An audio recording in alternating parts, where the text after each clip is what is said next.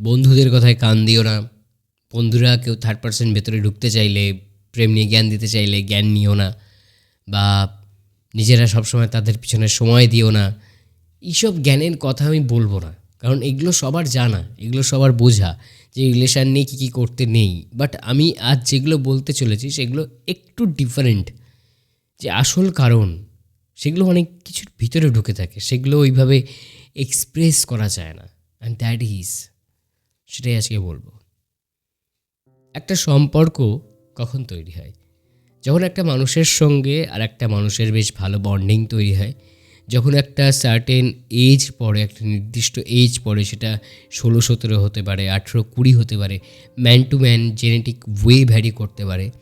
সেটা অনুযায়ী যখন সেই মানুষটার ভিতরে সেই হরমোনটা রিলিজ হয়, তখন তার কাউকে দেখে ভালো লাগতে শুরু করে, অবভিয়াসলি অপোজিট জেন্ডারের কাউকে দেখে ভালো লাগতে শুরু করে, and then he or she things to be make a couple. এরম জাতীয় একটা চিন্তা ভাবনা, এরম জাতীয় একটা আইডিয়া আসে মাথায়। দেন তারপরে কারুর রূপের প্রতি মুগ্ধ হয়ে গিয়ে আমরা ভালোবাসি ফেলি কাউকে, কারোর অ্যাটিটিউড বা বিহেভিয়ারের প্রতি এতটাই অ্যাট্রাকশান এসে যায় যে তাকে আমরা ভালোবেসে ফেলি, কারোর যে মন, যে সবার প্রতি তার যে একটা দায়িত্ববোধ, কর্তব্য, সেটা দেখে আমরা তাকে ভালোবেসে ফেলি। এবার এই সবগুলোকে দেখতে গিয়ে কিছু এমন জিনিস আছে যেগুলোকে আমরা দেখতে পাই না, বা দেখা সেই বয়সে সম্ভব হয় না, বা সেই ম্যাচুরিটি না এলে সম্ভব হয় না। ঠিক সেই বিষয়গুলো আজকে আমি আলোচনা করতে চলেছি, যে কেন তোমাদের এত ঘন ঘন ব্রেকআপ হয়, আর সবথেকে বড় কথা, ব্রেকআপের পিছনে কারণগুলো কী, সম্পর্ক ভাঙার পিছনে কারণগুলো কী। এমন তো নয় যে তোমার আমার মনে হচ্ছে ধুস এই সম্পর্কটা রাখবো না বলে ছেড়ে দিচ্ছি, এমনটা নয়। তাহলে কেন সম্পর্কগুলো ভেঙে যাচ্ছে? সম্পর্কগুলো ভাঙার পিছনে যে আসল কারণ, সেই কারণটা নিয়ে আজকে আমি এসেছি, সেই কারণগুলো আলোচনা করার জন্য এসেছি। সো পাশে থাকো, শুনতে থাকো। আশা করি একটা হাল পেয়ে যাবে যে ঠিক কী কারণে সম্পর্কটা ভেঙে যায়, বা কোন কোনগুলো করলে তোমার সম্পর্কটা আর ভাঙবে না।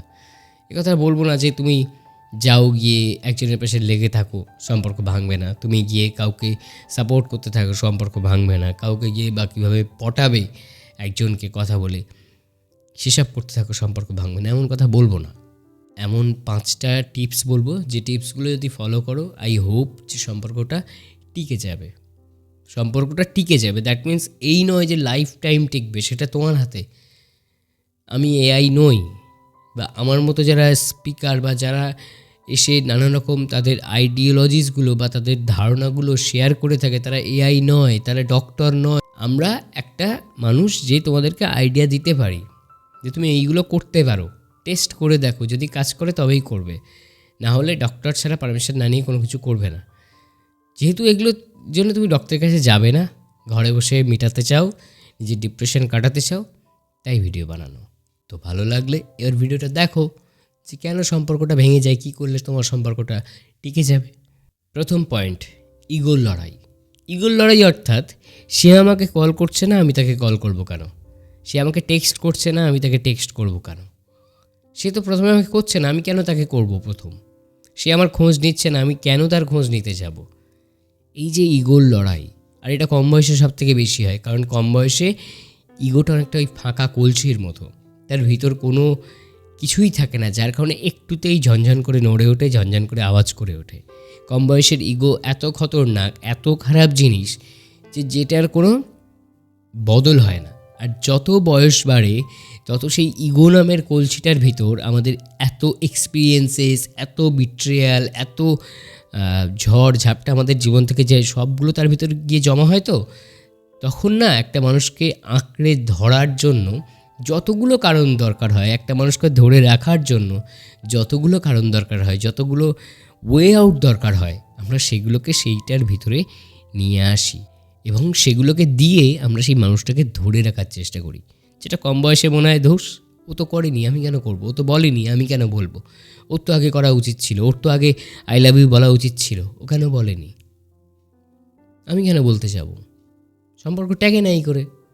2, সেন্টিমেন্ট না জেনে যে কাউকে যাতা বলে দেওয়া। এই কম বয়সে যেটা হয়, বা ঠিক যেই সময় আমরা এই ভুলগুলো করি, সেই সময় যেটা হয় যে আমরা কখনো কারো সেন্টিমেন্ট দেখতে যাই না, যে সে মানুষটা কি মনে করবে। সে মানুষটা একটা কথা বলল, আমাকে তার থেকে বেশি মূল্যবান কথা, বেশি ভারী কথা একদম ঠিক সেই মুহূর্তেই বলে দিতে হবে। এমনটা নয় যে আমি ওয়েট করলাম 5 মিনিট 10 মিনিট ওয়েট করে ভাবলাম কি বলবো, কেন বলবো, এসব না ভেবে সেই মুহূর্তেই আমাদের বলে দিতে হবে। কম বয়সে আমাদের ক্ষেত্রে সেই রিফ্লেক্সটা খুব বেশি কাজ করে, যে রিফ্লেক্সটার কারণে যে আমরা বলার সঙ্গে সঙ্গে উত্তর দিতে হবে, করার সঙ্গে সঙ্গে কাজটা করে দিতে হবে। মানে ও আমাকে একটা চড় মারলো, আমাকেও ওকে একটা চড় মারতে হবে। ও আমাকে একটা কথা বললো, সঙ্গে সঙ্গে কথাটা তাকে ফিরিয়ে দেওয়ার জন্য আমাকে একটা কথা বলতে হবে। এই সময় মাথায় ভাবনাটা আসে না কে কি মনে করতে পারে, বা সে উপর দিককার মানুষটা আমাকে কি মনে করতে পারে, যে অপর দিককার মানুষটা আমাকে কি মনে করতে পারে। এই ভাবনাটা মাথায় আসে না, এই ছাঁকনিটা মাথায় তৈরি হয় না, যার কারণে তো সম্পর্ক ভেঙে যায়। যে কিছু মানুষের যে সেলফ রেসপেক্ট সেটা অনেকটা বেশি হয়, সেই মানুষগুলো আমাদের তিতো কথাগুলোকে মিষ্টি বলে গিলতে পারে না। আমাদের কথা যদি তিতো হয় তার তিতো লাগে, এবং সে দীর্ঘদিন এটা সহ্য করতে করতে একটা সময় বলে, না ভাই আমাদের সম্পর্কটা ওয়ার্ক করছে না, তুমি তোমার মতো চলো, তুমি ভালো থাকো, আমি আমার মতো চলি। কেন? দীর্ঘদিন আমাদের মুখ ফসকে এমন এমন বাজে কথা বেরিয়ে যায় যে কথাগুলো সে আর নিয়ে উঠতে পারছে না। যখন কোনো সম্পর্ক তৈরি হয়, সেটা বিয়ে হতে পারে, সেটা প্রেম হতে পারে, সেটা বন্ধুত্বের হতে পারে, প্রতিটা সম্পর্কে একটা রেসপেক্ট ন্যূনতম থাকা উচিত। ওই দিকের মানুষটা আমাকে যদি কিছু বলে, আমি তার ফিরতি কী কথা বলবো বা তাকে কিভাবে রিপ্লাই দেব, সেটা আগে ভাবতে হবে। সে যে টোনে বলেছে, সে যে ইন্টেনশানে বলেছে, আমাকেও যে সেই টোনে সেই একই ইন্টেনশানে বলতে হবে এমন কথা নয়। সে আমাকে 5 কিলো সমান যদি একটা কথা ছুঁড়ে দেয়, আমাকে যে 10 কিলো সমান একটা কথা তার দিকে ছুঁড়ে দিতে হবে এমনটা কখনোই নয়। আর এইটাই করে খুব কম বয়সে যখন মানুষ প্রেমে পড়ে বা কোনো সম্পর্কে জড়ায়। সে আমাকে একটা ইনসাল্টিং কথা বলে দিল, মানে একটা আড্ডা মারতে মারতে আমি তাকে তার বাবাকে, তার ফ্যামিলিকে নিয়ে দাম করে একটা কথা বলে দিলাম। সেটা বললো, হুস তোর কুষ্টি থেকে কোনোদিন করিনি। আমি বলে দিলাম, তোর বাপে এই কাজটা করেছে কোনোদিন? তুই আমাকে বলতে আসছিস, আমার গোষ্ঠী নিয়ে কথা বলতে আসছিস। সে আমাকে ঠাট্টা করে বললো, তোর গোষ্ঠী থেকেও কোনোদিন করিনি। আর আমি তার বাপ তুলে নিলাম, তোর বাপ করেছে ইন্ডিভিজুয়াল। সে আমাকে ইন্ডিভিজুয়াল কাউকে তোলেনি, কিন্তু আমি তাকে ইন্ডিভিজুয়াল একটা তুলে তাকে গালাগাল দিয়ে দিলাম। তাই এটা খারাপ লাগতে পারে। সে প্রথমে হয়তো তোমাকে কিছুদিন বলবে, দেখ বাপ টাপ তুলবি না, আমি তোকে আড্ডা মেরে বলেছি। এবার তুমি বাপ তুলে সিরিয়াসলি গিয়ে তাকে একটা খোঁচা বেরিয়ে আসলে, তাহলে এটাই তো হয় কম বয়সের সম্পর্কে, কম বয়সের প্রেমে এটাই হয়। 3, বড্ড বেশি ব্যতিব্যস্ত, ধৈর্যের ন্যূনতম পর্যন্ত নেই। আমি তাকে আই লাভ ইউ বলেছি মানে তাকেও আমাকে ঠিক এই মুহূর্তেই আই লাভ ইউ বলতে হবে। আমি তাকে রিপ্লাই বা মেসেজ করেছি মানে তাকে এই মুহূর্তে আমাকে রিপ্লাই করতে হবে।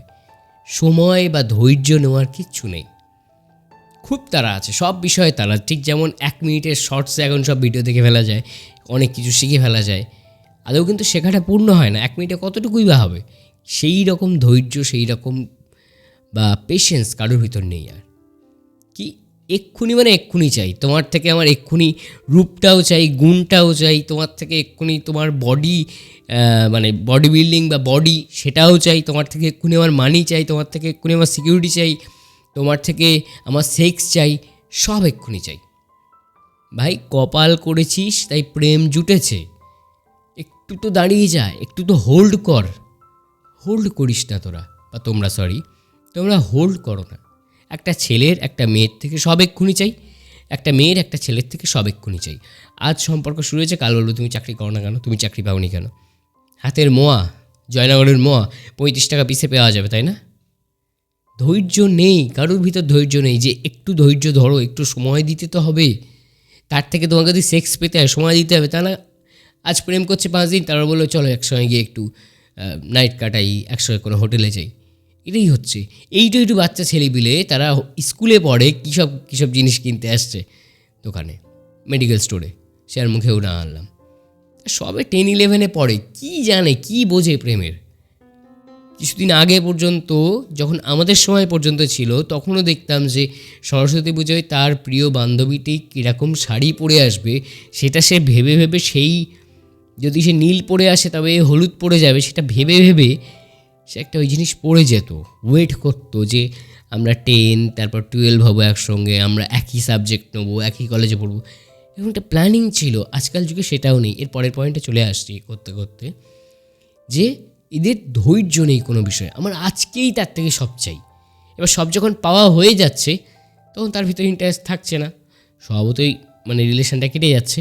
আর যখন পাওয়া হচ্ছে না, এই কারণে পাওয়া হচ্ছে না যে অপরদিকের মানুষটা মনে করছে কি সব দিয়ে দিলে এক্ষুনি তো আমাকে ছেড়ে চলে যাবে, তো সিকিউরিটিই পাচ্ছে না। তারও তো তোমার থেকে তোমার ফ্যামিলিকে জানতে হবে, তোমাকে জানতে হবে, তোমার ফ্যামিলির স্ট্যাটাস জানতে হবে, তোমার স্ট্যাটাস জানতে হবে। এটা মেন্টাল হতে পারে, সেটা ফিজিক্যাল হতে পারে, সব রকম স্ট্যাটাস তো তাকে জানতে হবেই। তাকে তো সেইটুকু সময় তুমি দেবে নাকি? সেই কয়েকটা বছর তো তাকে তোমার দিতে হবেই, নয়তো সে ভাববে এর এত তাড়া কিসের, কী নিতে আসছে আমার থেকে। ধৈর্য নেই। এবার এর ঠিক পরের পয়েন্টে চলে আসছি, প্ল্যানিং নেই। কোনো প্ল্যানিং নেই, কে কী করবে কিচ্ছু প্ল্যানিং নেই। এই প্ল্যানিং আছে যে আজকে রাত্রে ঠিক হলো কালকে গিয়ে সিনেমা দেখব, আজকে রাত্রে ঠিক হলো কালকে গিয়ে এখানে খেতে যাব, আজকে রাত্রে ঠিক হলো কালকে ওই জায়গায় ঘুরতে যাব, এইটুকু প্ল্যানিং আছে। বাট এইটুকুর বাইরে, এটা হচ্ছে রিলেশনের এইটুকু জিনিস, এর বাইরে রিলেশনটা অনেক বড়, সেখানে একটা হিউজ প্ল্যানিংয়ের দরকার হয়। কী ধরনের প্ল্যানিং? যে ধরনের প্ল্যানিংয়ে রিলেশনটা আগামী দিন চলবে। আজকে খেলাম, খেয়ে হজম হয়ে গেল, বাথরুমে গিয়ে কাজ ছেড়ে আসলাম, মিটে গেল। আজকে সিনেমা দেখে আসলাম, কয়েক ঘন্টা 2-3 ঘন্টা মিটে গেল। এই 2-3 ঘন্টা এগুলো জমে জমে কখনো কোনো মোমেন্ট তৈরি হবে না যদি না এই রিলেশনটা ম্যারেজের জায়গায় গিয়ে পৌঁছায় বা একটা অনেক দিন ধরে না চলে, তবে কোনো রেজাল্টই থাকবে না। তার জন্য দরকার প্ল্যানিং, যে কিভাবে আমরা আমাদের নিজেদেরকে এই রিলেশনের থেকে সমস্ত কিছুকে অ্যাডজাস্ট করিয়ে এগিয়ে নিয়ে যেতে পারবো, কিভাবে আমরা আমাদের কেরিয়ারকে এগিয়ে নিয়ে যেতে পারবো, আমাদের রিলেশনে কিভাবে অ্যাসেট তৈরি করতে পারবো। অ্যাসেট মানে এই সোনা দানা কিনে আনছে 100 করে, তা নয়। অ্যাসেট মানে নিজেদেরকে বিল্ড আপ করছি, যে তোমাকে আমার সঙ্গে রাখার জন্য আমাকে একটা ভালো চাকরি পেতে হবে, বা তোমার আমার সঙ্গে থাকার জন্য তোমাকেও একটা আমার সমতুল্য, আমার স্ট্যাটাসকে বা আমার স্ট্যাটাসে যায় এমন একটা চাকরি পেতে হবে। তবেই তো আমার বাড়ির লোক তোমাকে মেনে নেবে, এমনি এমনি তো মেনে নেবে না। আর আজকের দিনে লাস্ট কথা হলো ভাই, টাকা লাগবে। টাকা ছাড়া কোনো সম্পর্কের কোনো ভ্যালিডেশন নেই। সেটা বাবা মায়ের সঙ্গে সন্তানের হতে পারে। যদি বাবা মা সন্তানের প্রতি তার দায়িত্ব কর্তব্য পালন না করে, তাহলে সন্তানের খারাপ লাগে, সন্তানের মনে হয় এরকম বাবা মা থাকাতে না থাকা ভালো। যদি সন্তান তার বাবা মায়ের প্রতি কর্তব্য পালন না করে, তাহলে বাবা মার মনে স্বভাবতই কষ্ট হয় যে অন্যের সন্তানেরা তাদের বাবা মার পিছনে কী খাটছে, সে আমাদের সন্তান হয়ে কী করছে, ঘুরে ঘুরে বেড়াচ্ছে, বোম্বে টেকেরি করছে।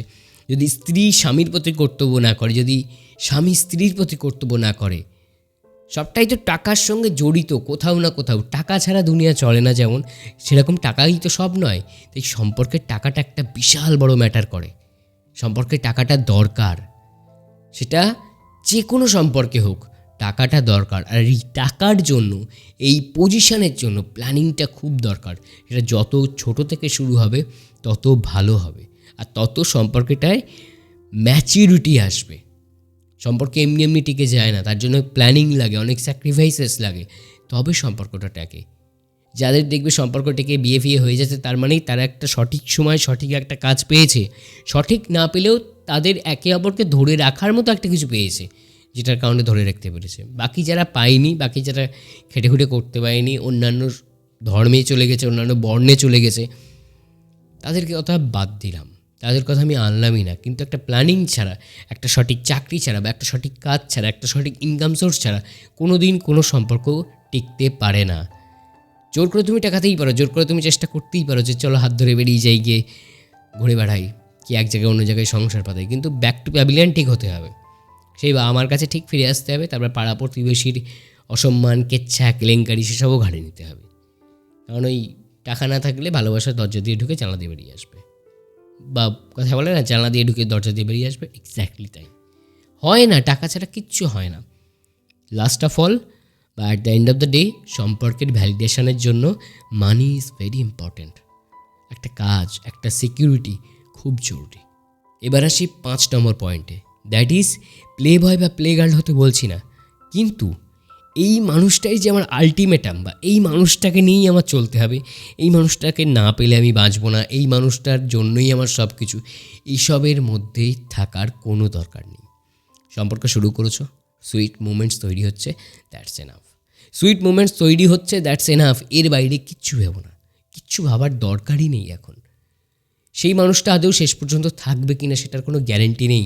5 বছর থেকেও অনেক সম্পর্ক ভেঙে যায়, 10 বছর থেকেও অনেক সম্পর্ক ভেঙে যায়। 10 বছরের একটা বাচ্চা থাকা সত্ত্বেও সেই সম্পর্কে ব্রেকআপ বা ডাইভোর্স হয়ে যাচ্ছে। দ্যাট মিন্স কোনো সিকিউরিটি রাখার দরকার নেই। একটা মানুষ শেষ পর্যন্ত তোমার সঙ্গে থাকবে এমন কোনো গ্যারেন্টি নেই। তার মনে হলে সে চলে যেতেই পারে, কিন্তু তাই বলে প্লে বয় বা প্লে গার্ল হতে বলছি না। তুমি যে এই মানুষটাকে নিয়েই থাকবে, এই মানুষটাই তোমার জীবনের আলটিমেটাম, এই মানুষটাই সর্বোচ্চ, এর ছাড়া সুন্দরী তুমি দেখোনি, এইটা ভাবার কোনো দরকার নেই। আর ঠিক যারা এইগুলো ভাবে তারাই নিজের টিউশনি করার সমস্ত পয়সাগুলো তাদের পার্টনারের উপর ঢালে বা পার্টনারের জন্য খরচ করে, নিজের হাত খরচার সমস্ত টাকাগুলো পয়সাগুলো পার্টনারের উপর খরচা করে। আর লাস্টে সেই পার্টনারগুলোই অতিরিক্ত চাপে, অতিরিক্ত প্রেশারে বা অতিরিক্ত এক্সপেকটেশান তার পার্টনারের ফুলফিল করতে করতে তারা নিজেরা ক্লান্ত, পরিশ্রান্ত এবং খিচিওটা যা যা হতে পারে সব কিছু হয়ে গিয়ে সম্পর্ক থেকে বেরিয়ে যায়। আর লাস্টে কথা কি আসে, আমি সম্পর্ক করবো না, সম্পর্ক ভালো না, সম্পর্ক খারাপ, সম্পর্ক করলে এই হয়। আরে তুমি তো সেই মানুষটার দম বন্ধ করে দিয়েছিলে উপর্যুপুরি হয়ে।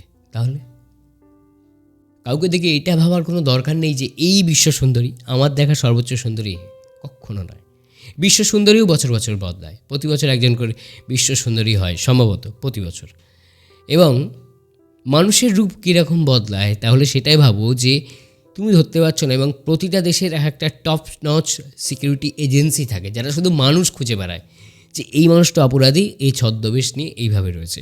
কত অপরাধী কত সুন্দর সুন্দর ছদ্মবেশ নিয়ে রয়েছে, তাহলে তাদেরকে ধরার জন্য একটা আলাদা সিকিউরিটি টপ নচ এজেন্সি প্রতিটা দেশ রাখছে, তাদের পিছনে কোটি কোটি কোটি কোটি টাকা খরচ করছে সেই মানুষ খোঁজার জন্য, মানুষের কোন মানুষটা আসল, কোন মানুষটা ভুল, কোন মানুষটার মুখোশ পড়ে রয়েছে সেটা খোঁজার জন্য। তুমি আমি তো সেখানে নস্যি মাত্র। মানুষকে দেখে এই আমার জীবনের সর্বশ্রেষ্ঠ, একে ছাড়া আমি বাঁচব না, কিংবা এই সর্বোচ্চ সুন্দরী, আমার দেখা শ্রেষ্ঠ সুন্দরী এর বাইরে কেউ নেই, এরকমটা ভাবারও কোনো দরকার নেই। জীবন আছে, জীবনের মতো কাটাও, বিন্দাস কাটাও। ভেবো না এই আমার শেষ পর্যন্ত চলবে, সেটা শেষ পর্যন্ত চলবে কি চলবে না ওপরওয়ালা জানে, তুমি জানো না ভাই। এই চাপটা নিও না, দেখবে এই জায়গাটা হ্যাং হয়ে গেছে। যাই হোক, যারা এই পর্যন্ত শুনলে, শেষ পর্যন্ত থাকলে, তাদের আমার আন্তরিক ভালোবাসা জানাই।